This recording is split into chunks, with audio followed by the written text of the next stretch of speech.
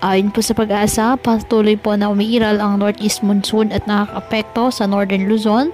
Easterlies naman na nakakaapekto sa nalalabing bahagi ng ating bansa. Wala naman pong bagyo o low pressure area na namamataan sa loob at labas ng ating Philippine Area of Responsibility na maaaring makapekto sa ating bansa. Ngayong araw, ang Aurora at Quezon asahan na maulap na kalangitan na may kalat-kalat na pag-ulan at thunderstorms dahil po sa easterlies.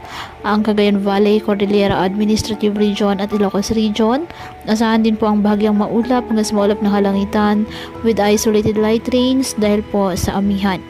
Ang nalalabing bahagi ng ating bansa kasama na po ang Metro Manila, bahagyang maulap hanggang sa maulap na kalangitan with isolated rain showers or thunderstorms dahil po sa easterlies at localized thunderstorms.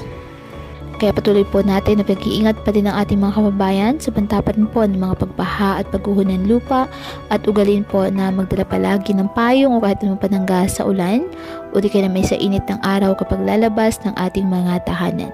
At yan po muna ang update sa lagay ng panahon ngayong araw. Muli, patuloy po tayo na mag-ingat at palaging tandaan, God loves you. Stay safe and God bless.